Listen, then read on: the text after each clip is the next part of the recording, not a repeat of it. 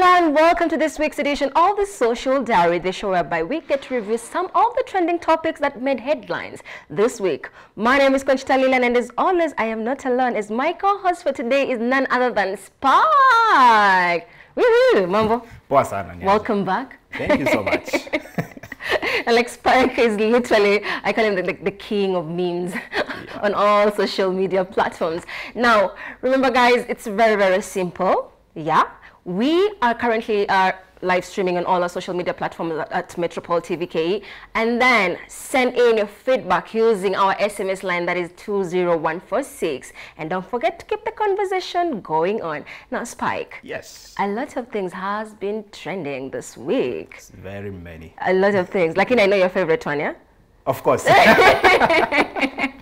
Yako tutaikuja baadaye kabisa kwa tukienda kumaliza. But now it is super hard, you know, to get employed when all employers want at least 5 years experience, which you don't have. Wacha nikuulize Spike, wewe unatoka uni, unaenda unataka ku apply job, alafu unasikia wamesema we need 5 years, you know, experience. Utaandika nini?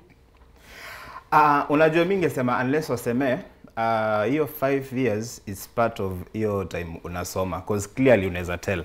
Wewe niambie saa hii umetoka saa hii chuo, umeenda kutafuta kazi, wamekwambia 5 years. So 5 years unatoa wapi kwanza? Because first ukitoka shule, kitu ya kwanza tunahitaji ni hiyo kazi uende utafute. So ukienda kutafuta kazi, the companies wanasema lazima uwe na 5 years of experience. So sijui okay, I don't know the reasoning inakuanga aje, ama ni conclusion gani wenda kujanga ndo wanasema lazima tukupe 5 years. Maybe sijui understand kitu kwa sababu we're trying to employ people who, you know, like are recently fresh. At least hata kama wangesema to just something else, lakini hizo requirements saa zingine inakuanga tricky. Now, employers, you know, to be honest, they want a mix of skills to hire you, literally. And now a new research titled State of Graduate Employability in Kenya by the CPS International ranked the University of Nairobi as the top university with most continuing students employed nationally, and with an index score of like around 26.8%, followed by Kenyatta University, Moi University, Mount Kenya University, JKUAT, Maseno, Egerton Technical University, Masinde Muliro, University of the Science and Technology, and lastly, USIU. However, major concern were if university education in Kenya proceeds high quality, you know, graduates. So actually should be like produce high quality graduates, and whether the quality of graduates produced locally was fine. Wacha tuanze hapo kwanza Spike tusimame hapo. How comes most people wana meaningi watu wenye wametoka abroad ndio wenye wanajua kila kitu? Na maybe ulienda ka college fulani hapo, but the fact that is not in Kenya, why do we have that mentality? Personally, I think sisi wacha tuongele Kenya. Bado tuko na ile mentality ya ametoka majuu. Majuu ni ile place yenye kuna resources mob, kuna facilities mingi, so inakuwa automatic anyone from abroad, hata kama mnafanya the same skill, akona a higher skill than you. Okay. But that's how people think. That's why I feel like that's one mentality in inafaa kuisha. Yes. Now, according to the study, 60% of university agreed that courses offered in local universities are more relevant to the employers, you know, like to what the employers need. But as much as the courses are still relevant for the market, the efforts by the universities to produce high quality graduates have gone down. Now, this is where this hashtag came in. Lakini, bado niko hapo. Should we do like more of like a local university versus it's called that abroad universities? I feel like we need to have that debate. Because I personally feel in terms of the courses zenye zinakuwa offered kwa universities, maybe zinaweza angaliwa tena, because unaweza pata maybe kuna zile courses zinakuwa offered here na haiendani na the kind of market yenye iko sahi. So I think maybe kunaweza kuwa no revision ya courses, so that at least unaona some tuseme like 2000 people wakitoka kampo wanakosa kazi. Ukiangalia vizuri what's now in the market, maybe unaweza pata it's totally different thing Kenya amekuwa kifunza kwa shule. Umenotice venye watu wanafanya jobs like vitu zenye hujasomea, like that's our country. You find that you have to be unajua because pia kuna ile mentality ya niko shule nasoma nipeleke mzazi certificate. Nikishamaliza waja sasa nifanye ile nataka. Now, if you're going to go on social media, we have at Beauty Brandon who says, #State of Universities. JKUAT is the most underrated uni in Kenya. Imagine living the Juja life and still graduate. They are taught the hard.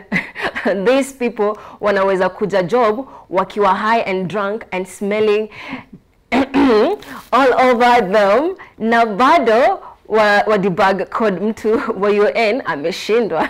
And then we have at Bravin Nuri who says, we have only 2 universities in Kenya. The University, oh sorry, my apologies guys, the University of Nairobi and others. In others, we have Kenyatta University and the rest. In the rest, we have JKUAT and the remaining. Really? And then we have it, Newton Karashu says, the reason why we are having too many graduates and no job opportunities is because our universities are teaching our students to become employees. Our universities need to encourage students to become solution providers. #State of University. Actually, I feel like this person. Mpaka Spike amekwenda wagwan. Because actually hapo naweza ongelea. Kuna more of theory na more of technical. Yeah. So mi ukinifundisha theory mob alafu unanipatia 2% technical, haita make sense because at the end of the day nita have kwenda kwa field. Nikienda kwa field, do you think nitakuwa nakumbuka niliambiwa nini then I apply? Because mi wanasema the more you practice, the more unakuwa perfect. Yeah. And then back on social media, we have at Bravin Yuri who says also, employers prefer graduates from the University of Nairobi than any other universities in Kenya. Now, you all understand why you cannot pronounce the University of Nairobi without the determiner, the, and the preposition of. But some respect on that, put some respect on that name, #State of University.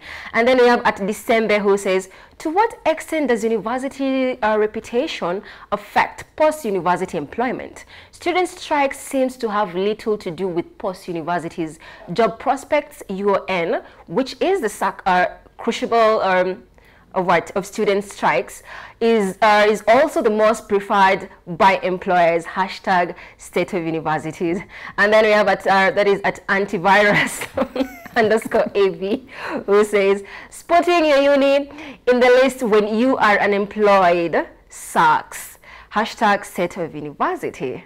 Anyway, I feel like that is one debate that atutaimaliza kwa sababu tukienda the and the rest, the rest and the remaining and the others others and DTC mabaki TC jongezewa hapo.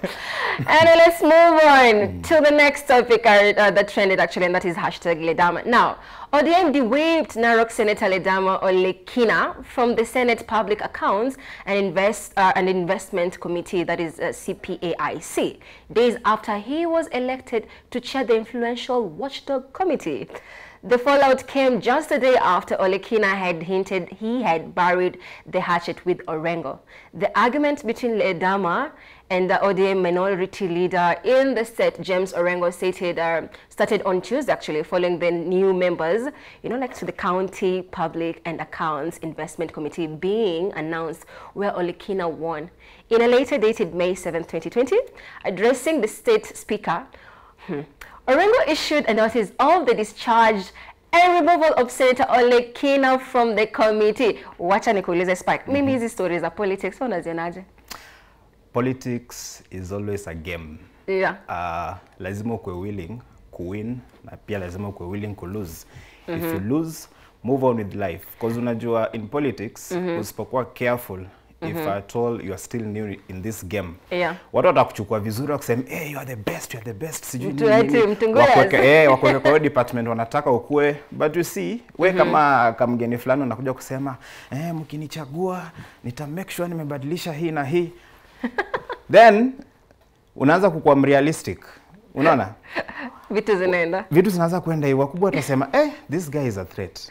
Wacha tumfanyie. And no one likes a threat. How comes wanakuanga hivyo? Kila kitu tu wakisikia kama kitu ni threat, unasikia like, you know what? Huyu jamaa tunaenda kumtoa. So, but this guy's been making headlines recently. Kuna venye nakuja. Sana. Tuone hizi ni politics games that are being played. And as you say, politics is one of the games you just have to be smart. Yeah. Yeah. No one is willing street smart actually. No one is willing to stand up for you to sit. So lazima struggle. Lakini how comes tunapendanga tu watu wenye ni famous? Wenye wanapiga kelele the most ndio wenye tunawaamini. How comes? PR ya politics tu. Piga kelele, tudanganye, tuseme you are the guy. Now, to go on KOT, we have at Kenyans, that is Kenyans Tifla, who says, Senator Wetangula went through the same and Ledama Olekina was laughing his to the fullest, forgetting the same is awaiting him. And then but it's Mutai who says, Ledama, we have seen this before. Others said it will be messy and noisy. Right now, we don't even know where they are. You serve at the pleasure of a party that placed you. They can and will remove you. Lakini, okay. And then we have at O_Abuga who says, Baba Raila, kindly stop using Orengo to fight someone who is your true soldier. Senator Ledama is more ODM than those busybodies surrounding you for political survival. Let Olekina be, direct that energy in fighting for IEBC reforms. Don't stoop this low. Let CPAIC do its job. Viva! You're supposed to say, Viva, come on, Viva! You have done nothing. Of which, man, when it comes to politics, how is it? Tricky. Politics ni ile game unasikia. Ukienda tu Rome, fanya kenye Rome wanafanya. Wacha sisi tungangane na COVID. Shida. Wacha sisi tungangane na COVID. We're trying to survive from that. When it comes to politics, it has its people. Now, 194 people have been killed by floods in Kenya since last month. Wait, your number ni kubwa. 194, it's a lot, yeah? 194, it's a lot. Yeah, 30 of them actually, died since Tuesday, and they were washed away by floods in various parts of the country where heavy rains are being experienced. As a result, thousands of families have been displaced, with many more set to be uprooted from their homes. Now, the government has urged residents in those areas to move to safer grounds. Now, Energy Cabinet Secretary Charles Kitar said dams have actually full in capacity, is like in unprecedented levels across the country. The reservoirs in Masinga, as per this, like let's say this morning, have actually reached like historical figures of, I don't know, that was like 1057.86 above the sea level maximum reservoir, which is actually 1056. It is a serious issue. That is actually, what the guy literally said. Now, let's talk about these dams. A while back, walikuwa wamesema there's a way that dams right now in Kenya, they are, zimekuwa too much. And now walikuwa wanasema they said like 3 of them were reported to probability maybe zinaweza burst. So what walifanya nini? Unajua floods ni kitu imekuwa happen kwa country yetu. Ukiangalia for the past years. So mi ushangaa hii ni kitu tunajua ina happen. Si lazima tungoje tugongwe ndio to act. Like unaona sasa hii they are planning of moving them to safer grounds, of which hiyo ni kitu wangefanya kitambo. Because unaona tunge avoid hizo 194 deaths kama wange act mapema. Like ukiona hii situation iko kwa ground, wacha tuambie wase ni aje kuna floods inaenda kuja very soon. So tunawaomba tuwasongeshe to safer places. Because ukiangalia sasa kama saa hii watu wamepoteza maisha yao. Manyumba zimebomolewa, properties zimeharibika. So mimi usema unajua it's better to act mapema rather than kuambia say ni aje ishafika tufanye hivi na hivi, because unajua the decision you're going to make during that time of course haitakuwa perfect. So now the energy said this, and I quote, let them not wait for water. This is historical and it is the highest since Masinga was built. That is Takwel Dam is equally full to the brim.